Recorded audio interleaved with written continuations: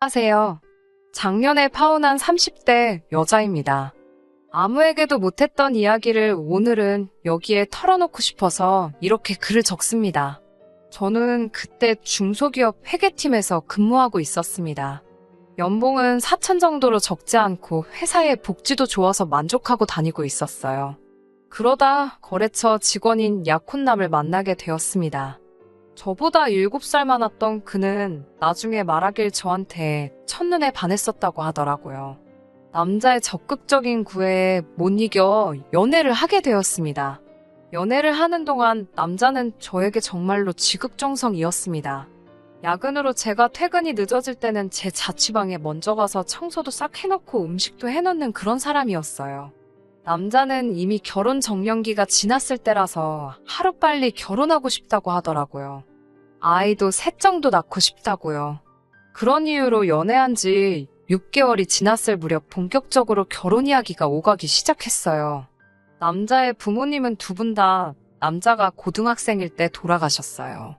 그래서 위로 있는 누나 셋이 남자를 엄청 챙겼다고 하더라고요.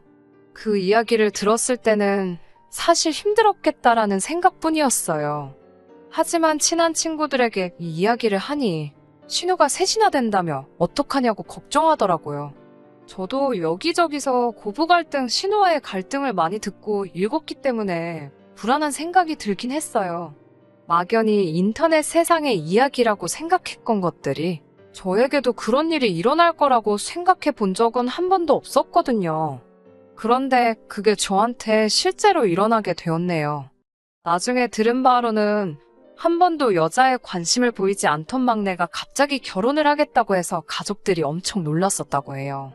하지만 제 기억에서 그 사람들이 보인 관심은 좋은 것과는 거리가 멀었습니다. 처음 인사를 드리러 간 날이었어요. 자매들이 모여 앉아서 TV를 보고 있더라고요. 제가 안녕하세요 라고 인사를 했지만 아무도 들은 척 해주지 않았어요. 다 같이 모여 앉아서 TV를 보며 깔깔대고 있을 뿐이었고요. 저를 없는 사람 취급하는 기분이었어요. 게다가 둘째 누나가 감자탕을 끓였다며 앞앞에 한 그릇씩 퍼주더라고요. 그런데 제 거에는 정말 국물 한 국자하고 뭉개진 감자 한 덩이가 있을 뿐이었어요.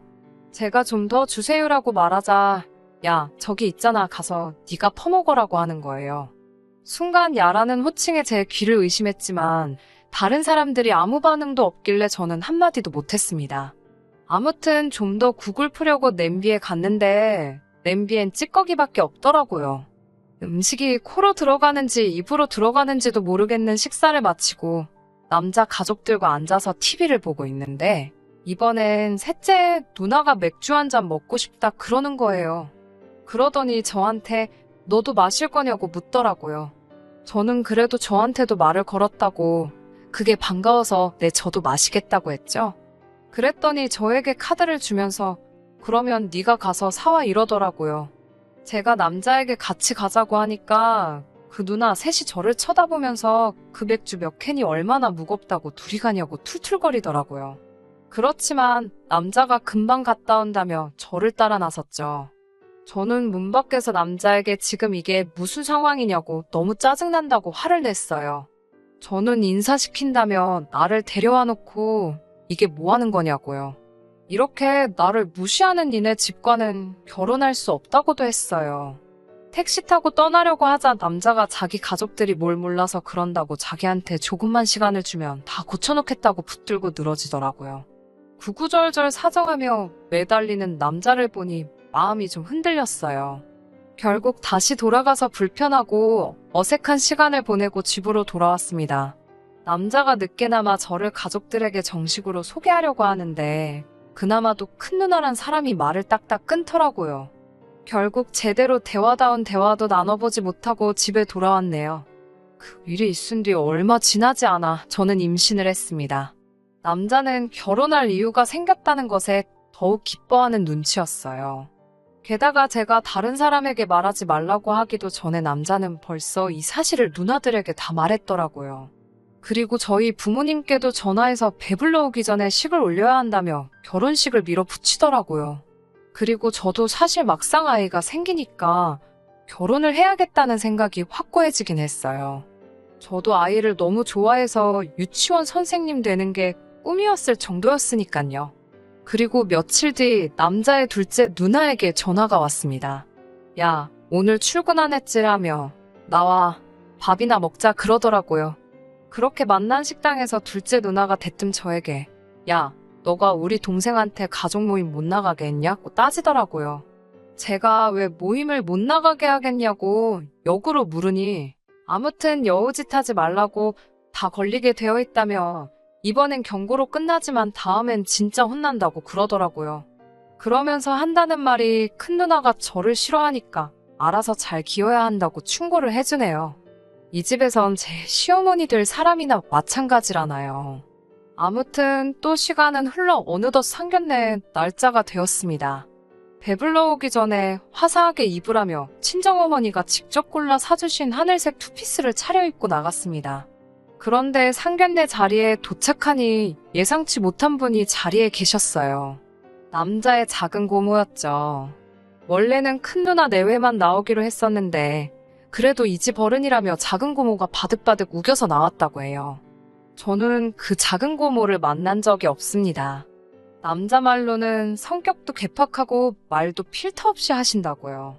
나름 유명한 한정식 집에서 하는 상견례였는데 단정하게 차려입은 저희 부모님과 달리 남자 쪽은 큰 누나 내외는 청바지 차림에 작은 고모는 골프웨어를 입고 나왔더라고요. 왠지 모르게 허탈한 마음이 들었습니다. 게다가 점심 식사를 하기로 했는데 자기들은 아침을 늦게 먹었다며 음식엔 손도 안 대더라고요. 덕분에 저희 부모님도 식사도 제대로 못 하셨어요.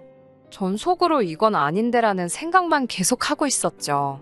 게다가 작은 고모라는 사람이 한다는 말이 어른이 먼저 이렇게 나오기 전에 싹싹하게 와서 인사도 하고 해야 된다면서 저더러 어려서 그런가 철이 없다고 하시더라고요. 그러자 친정 아버지가 아직 많이 부족하니까 잘 가르쳐 주시라고 하셨어요. 그러더니 큰 누나라는 사람도 말을 보태더라고요. 원래 수더분한 올케를 보고 싶었는데 너무 여우에다가 당돌하다며 집안 분위기 흐릴까 걱정이라고 잘 가르쳐서 보내달라고요. 결정적으로 혼수 이야기가 나오면서 사단이 나고 말았습니다. 저희는 둘 다 일단 허례허식 없는 결혼식을 하는데 동의한 상황이었어요. 그건 남자의 누나도 동의한 일이었고요. 집도 결혼식도 반반씩 하자는 거였죠.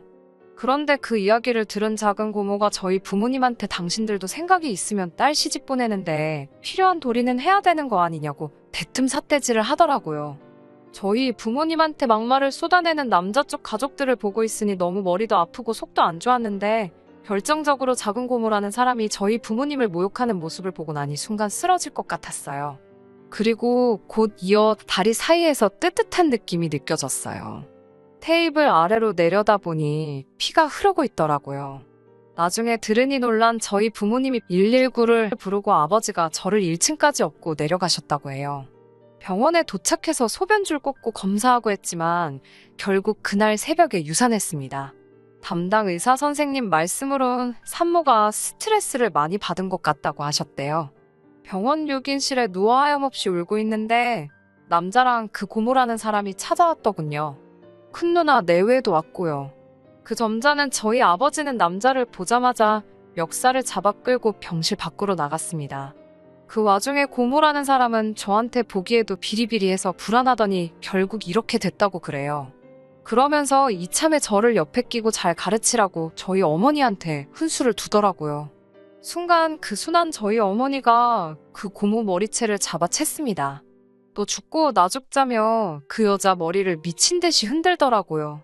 그 모습을 본 큰 누나 내외는 슬금슬금 뒷걸음질 치다가 도망갔고요. 그렇게 그 남자와 저는 파혼하게 되었네요. 그 남자는 지금도 종종 미안하다고 연락이 옵니다. 기회만 준다면 다시 시작하고 싶다는 헛소리도 잊지 않고 해요. 그리고 저는 이 이야기를 원래 제 친구에게만 털어놓았었는데 어떻게 그 남자 회사까지 소문이 흘러들어갔나 보더라고요. 결국 사람들의 따가운 시선을 못 이겨 남자는 회사를 관뒀고 여전히 구직 중이라고 합니다. 그 사건 이후로 3개월 동안 저는 잘 먹고 몸 추스리고 부모님과 모처럼 좋은 시간을 보낼 수 있었습니다. 그리고 얼마 전 더 좋은 회사에 스카우트되어 이직도 성공했어요. 언젠가 또 좋은 인연이 나타난다면 결혼할 수도 있겠지만 당분간은 부모님과 더 행복하고 건강하게 살려고 합니다.